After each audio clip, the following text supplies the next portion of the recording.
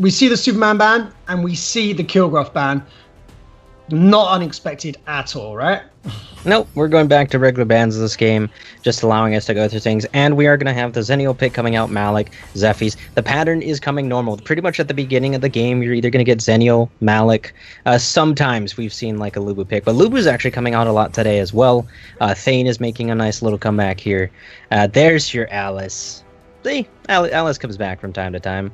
But overall, the comps are looking strong on both sides. You know, we're talking about, and I'm still going with this. When you split Malik and Zenio, they're like brothers fighting. You're gonna see a really disgusting thing happen because Zenio's gonna just deny that, and Malik wants to get in on some of that action. Depending on how Zephy's plays, and we are gonna see the Preda come out for their team here, and Preda is very strong. We've seen it, I believe, once before as well in one of the tournament matches, and that proved to be quite deadly on many accounts. Yeah, you are exactly right there. We've seen Praetor used previously, yesterday, to great effect. And we talked about the wave clear and just the sheer damage of a fed Praetor, particularly in the late game. He used to be extremely late game quite a while back, but he received a couple of small buffs that in the long run played a big role in how much damage he managed to do with his Spectre in particular. And now he comes into fruition a lot earlier. About the mid game, you'll see a Praetor start coming around and start really doing significant damage in these team fights. And of course, his abilities are AoE. Now, that cannot be underestimated. When you've got a team that can group people together, when you've got a Malok, when you've got the Alice to slow everyone, to keep everyone nice and still while you shoot big flying dragons at them, well, that's going to do a lot of damage. On the other side, we see the Zeal pick up, and we saw a very well-played Zeal yesterday as well. And the hit-and-run tactics of Zeal doing really good work in these team fights, getting in early, using Tornado, getting everyone down to about half health, then dashing out of the fight, allowing your team to soak up some damage or to secure some kills before managing to get yourself back in on the action. Will be interesting to see where those tactics come out today with that Zeal. But a very mobile team coming out from the everyone swapped sides now. I think it's PowerPuffBoys. So PowerPuffBoys with that Irie, with that Zeal, with that Zenio, with that Lubu, with that Thane. Every single one of these heroes have dashes, have mobility. So an incredibly mobile team. And I'll be honest, the Alice is a pretty good answer. The Alice is a reasonably good answer to a lot of this. If you can throw that hissy fit down in the right place at the right time, that mobility is suddenly not as mobile. But it could go either way here, and it's going to be interesting to see when these two teams decide to team fight, how it all pans out with everyone involved. And that's the best thing about this is ScareBears has that Alice. They're set themselves up for this because depending on where they position themselves at this point, Pareda and Joker just have to position themselves right next to her, and Malik and Zephy's just need to stall. Of course, Zephy's is going to try to get in the back line and take care of those squishies as much as he can. And the mobility is what's going to be dangerous, though, because we're talking on an Alice here who might be able to save them and come out through these plays. However, if they miss that chance and Irie gets in the back or Zil decides to ult and they're grouped up as a team, and then Zenil decides to add on to that, it will cause a lot of problems here. So they are looking at a tough matchup at the beginning. Of course, the aggression side, I think, still lies with ScareBears overall, but we're going to have to wait and see because PowerPuffBoys has just enough answer to go against them as well. Yeah, something that a good friend of mine who plays a lot of Alice said to me, he said, if you can get an Alice to 3 items, you're safe. But you've got to get to those 3 items. So in the early stages, ScareBears are going to want to play relatively safe, want to get that Alice to a good place where she's got a little bit of tankiness, maybe gets her Frosties to allow for a better slow, because that's kind of key. Combining the Hissy Fit does a reasonable amount of slow, but if you combine that with a Frosty's Revenge, that is a ridiculous slow, and it's a large AoE slow, and in these team fights, that will make a big difference. And let's not forget that it will increase magic damage, and when you are teamed up with a Praetor firing AoE Spectres onto an entire team stuck in a Hissy Fit, if you can make that combo work, that will be insane damage. And I'll be honest, I kind of hope I get to see it because it will be a disgusting moment if we manage to witness that today. But in these early stages, like I said, Alice will want to play relatively safe because she's a very squishy target, and that Zil will be looking for her as soon as he hits 4. He will be trying to get on that Praetor, he'll be trying to get on that Alice, and it's going to be up to the rest of the ScareBears to keep them safe. But yeah, we can see already now the team's just kind of leveling themselves out. A little bit of scouting going on here from Baby. And Bane, meanwhile, in the top lane, taking a little bit more damage than he'd like to on that Lubu. Malok dealing a significant chunk of health against him. Meanwhile, we can see the rest of the Powerpuff Boys descending on this bot lane, trying to take out Joker. Thane will get the charge and the knock-up. Good CC combination here. There's the Zeal First Blood coming out onto Bayer. And that is a great pickup there for the Powerpuff Boys as they secure the first blood. Meanwhile, in the top lane, we can see Malok dealing as much damage as he can, forces the flicker out of Lubu, Bane having to get back behind his tower and back as well. Wow, the game is already started, right, JB? You know, and as we're seeing here, this is the first game, I believe, that no side decided to invade. They decided to play it safe, and there it is. The Dragon's actually going to be taken as well. But another thing that we haven't seen yet is a level 2 invade, which is just as viable as going on the first invade here. Now, they are going to be fighting for Dragon, and they are going to try to take this. ScareBears is going to try and go for it. Unfortunately, they didn't get in there in time, and they are going to get picked out here. Myth is going to try and save something, but Baby Waifu is going to be going back, and they're not going to be able to take a tank. Tanks is always a bad one. Go Irie there coming in with the kill I was talking about going on Preda, and that's exactly what she did, clearing them out just in time. And of course we can see the Zill still alive there. I think I might have missed his ult there, but I did not see it. Thane was being focused on the fights, and I always talk about tanks being focused when they don't need to, and I swear they have a giant target on their face or somewhere, and it just says come hit me. Yeah, pretty much. We can see the Angelic Spinner coming down there. No, sorry, it wasn't even Shock even.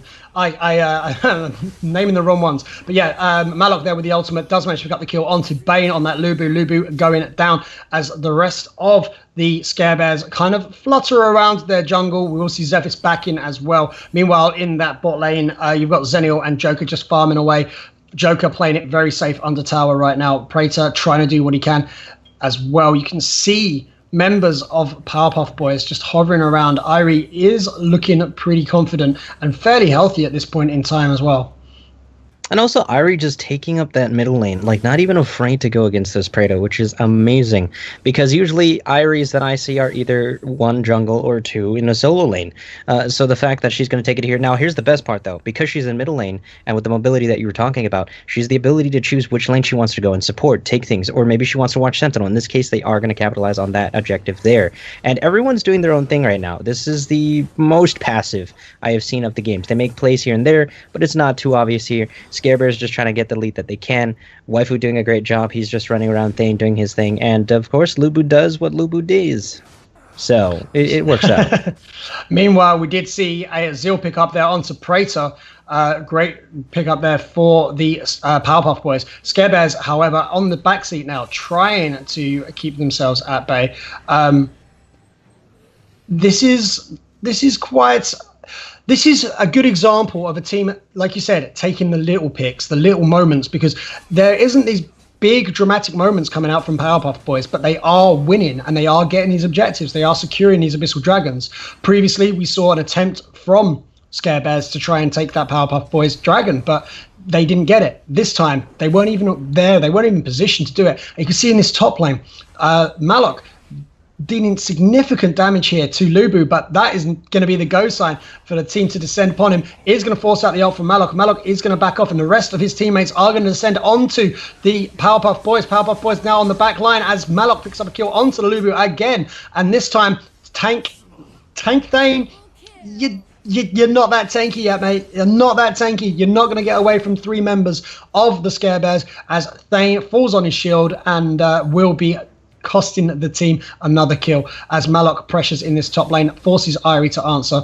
Meanwhile, the rest of his team are just going to back right off. This is a good example of them, like I said, picking up those little moments, those little kills, those small objectives, and then not getting greedy with it, just backing off and then looking for the next opportunity.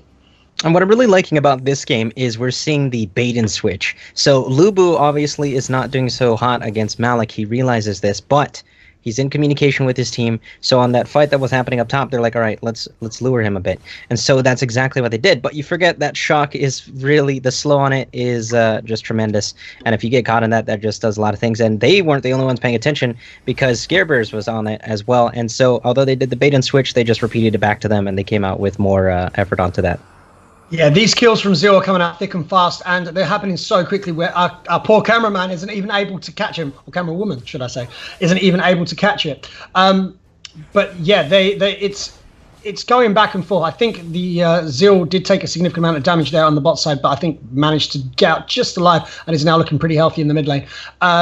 We do see that the kills relatively close, 5-3. However, gold now creeping in favor of the PowerPuffBoys, 2k up, and that is, there's now an Abyssal Dragon as well, and this is going to be, it's getting to that stage now where ScareBears really need to get this one. They need to be aware of what's going on, and they are not in a position to challenge for it at all. Well, the biggest thing is Irie is paying attention to Preda. And like I said, if anyone gets to Preda, it is very bad already. And Irie is always watching him like a hawk. And so far, I think she's picked him off twice, maybe 3 times at this point. And it's causing issues there. And, you know, that also goes to show you can play solo laners in middle. You know, it's not preferred for most, but it is possible, you know, Ryoma, Irie being one of them. And we actually are going to have a team fight happening up top right now. As you can see, they're doing the catch out. And Zenio is going to be joining the fight into this one. Yeah, Bane doing what he can to keep himself mobile, but it's not going to be enough as the rest of the... Lubu, Bane is actually going to pick it up as well. This is great work coming out from the PowerPuffBoys as they keep chasing into the ScareBears, now chasing down those kills. They want blood, and they are finding it as they chase down a second member of the ScareBears. They're looking for another one. There is no caring here. It's definitely scaring as they chase them down bit by bit, and they are definitely looking for more objectives now. And this is a great play by the PowerPuffBoys as they go from 1 kill to an objective. Now pressuring that mid-side tower. You can see their buyer doing what he can to try and do it. Leviathan will be picked up by the Zephyrs, but at this stage, will he have a chance to stack it? Will he get to that tanky endgame? We don't know, because at the moment, PowerPuffBoys do not want this game to go on much longer because they have a great advantage right now, and they are pushing into these high ground towers.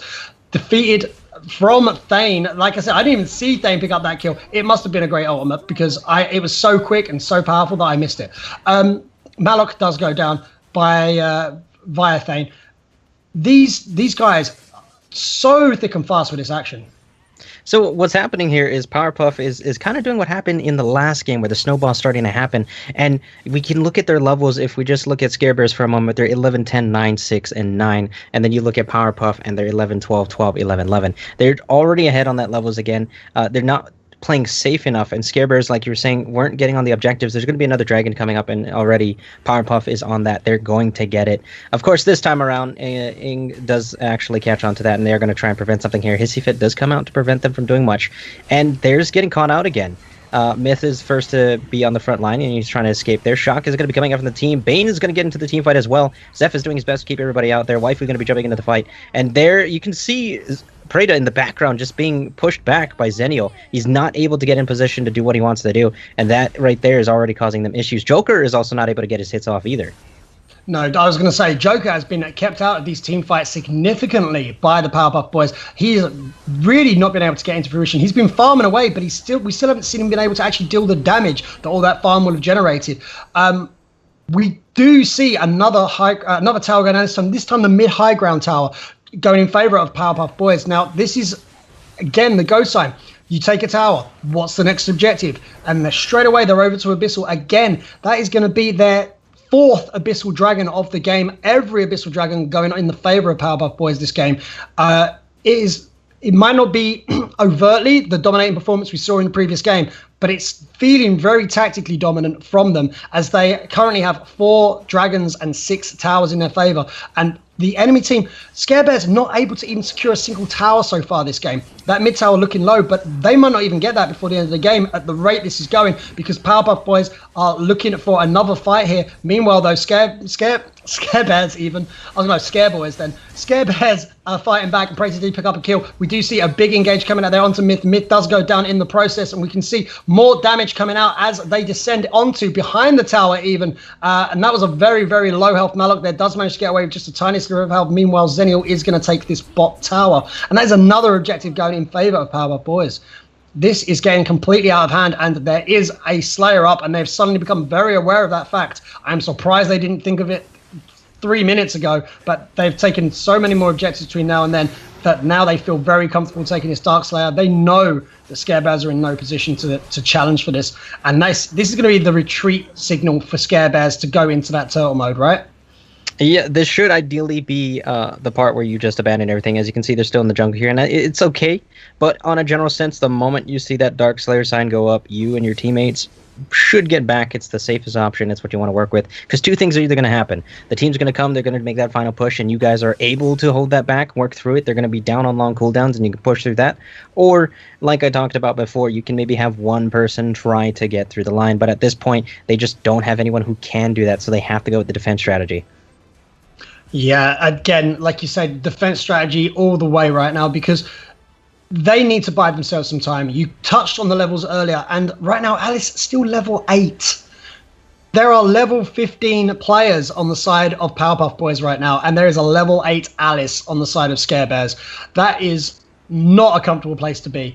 Right now, they're just pushing all the waves in. They're making sure the pressure is applied to all lanes, and with that mid tower down already, the ScareBears have to be very aware of those minions starting to push in. The bot tower is taking a lot of damage right now. Malok is being forced to defend the top tower and will take a little bit of poke from Zil in the process. Zil did go in, but it doesn't matter because bot tower is going to go down as well. Zenial does ult in, and also we see a lot of damage coming out there from the enemy team. Good defense coming out from the ScareBears, but I don't know at this stage if it's going to be enough. You can see that the Dark Slayer buff has faded now on the side of PowerPuffBoys, and a lot of them are very low on health. Can this be enough? That is Malok getting melted there. You do not see a Malok taking that much damage that quickly very often, but you will see it this time, and Bane picks up the kill. That is a very good stun there by the Irie. Great work there, and the only one alive was Alice, who is left to watch as her base disintegrates. Amazing play there from PowerPuffBoys. GG to both teams, but PowerPuffBoys taking the victory. And it looks like the Powerpuff Girls are going to have to retire as there's new heroes in town this time. Yeah, exactly. PowerPuffBoys are putting the foot down, laying down the challenge right now for those titles, because yeah, that was a great performance coming out from the team, and you can see there just the scores. Only one death on the side of Thane, 3 deaths on the side of Bane. Bane clearly the feeder of the team. With his 3 kills, 3 deaths even. But yeah, great work by the Powerpuff Boys, sorry. But yeah, great work. There's nothing really much to say. Extremely tactical play coming out from the PowerPuffBoys. Like I said early, stage by stage by stage. They push a lane, they take an objective. They secure another objective, they take a kill. They push on. It was just amazing objective focus and tactical play coming out from them. You could tell that they were all on the same page. In this game, you do have to keep in mind that the PowerPuffBoys were literally, we could actually say 10 steps ahead every single time, like you were saying earlier in the game. When they're done with the tower, they're looking for an objective. When they're done with the objective, they're looking for a tower. They're just constantly planning ahead, and they're executing it perfectly. And this also goes on my list of being defensive doesn't always work. And this was one of those cases where they got behind, and they were trying to recover